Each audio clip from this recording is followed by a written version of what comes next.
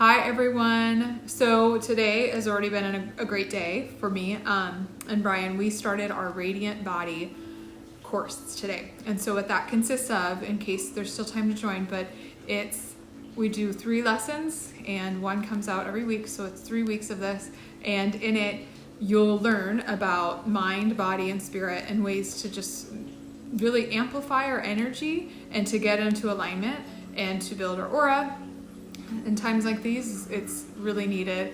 And then we that's an option just to do the course on your own, but we also have the coaching component. So then on Sunday mornings, we had everybody join on Zoom and we go through it and we just talk about these principles. And then on Wednesday nights, we join again and we just have discussion about it. And so right now, it just feels good to be connecting with people and talking about some of these things that I just love talking about, and it's great to connect with people and just know that we're on such a cool journey together.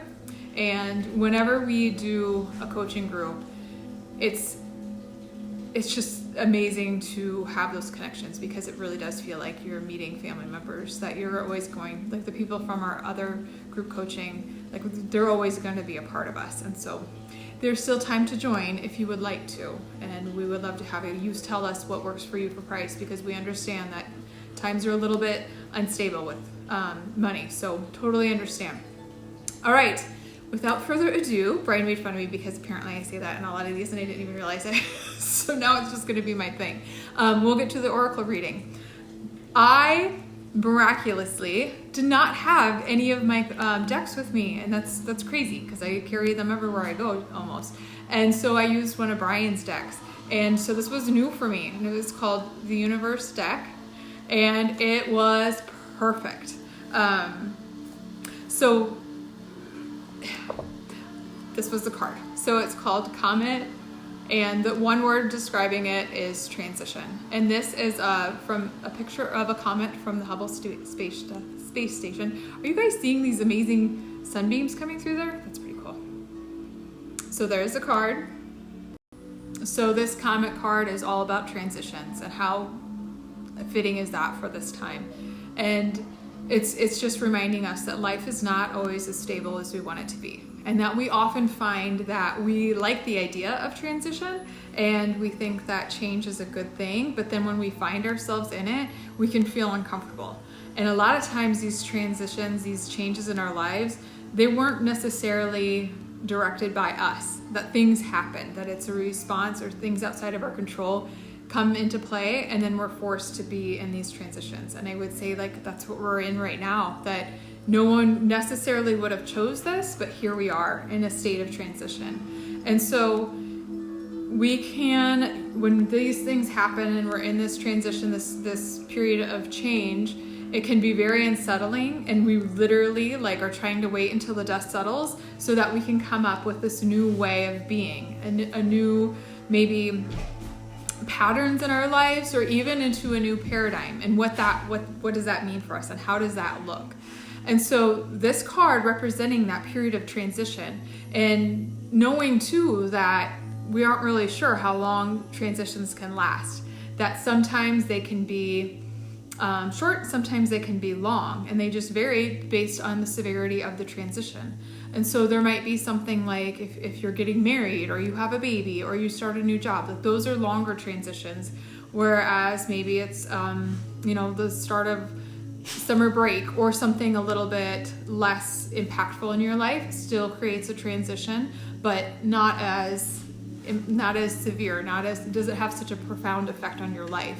And so just understanding that we all have these little changes that are probably occurring more regularly than what we know, but it's those big ones that can really kind of just throw us off. And we have transitions that we don't like in life. Some of those transitions we don't like are occurring right now in our lives. And so there's just a lot of uncertainty and a lot of things kind of being taken from us. It might feel like, if you might be losing your job, you might be, I have a son who's a senior, and he's having some of these celebratory things that he's been waiting his whole life for kind of taken away from him right now. And so that's part of this transition that we don't like. And so then we find ourselves resisting that.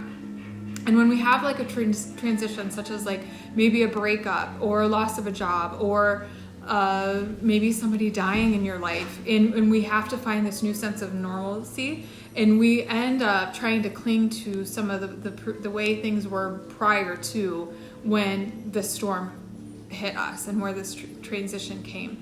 And that's something that's pretty normal, but we also have to understand that we should give ourselves extra compassion and extra grace during this time, because we don't want to deny the fact that this is a transition time. It becomes a very holy time of maybe finding a new way that's not necessarily rooted into the way things were before. You know, when we talk about a new paradigm or new patterns, if we really embrace the fact that we're in this period of change, then we can really step forward fully. Like, this is a cocoon period where we get to be the butterfly that comes out of the cocoon if we allow it to be that way. And so what does that look like in your life? That's what we get to play with.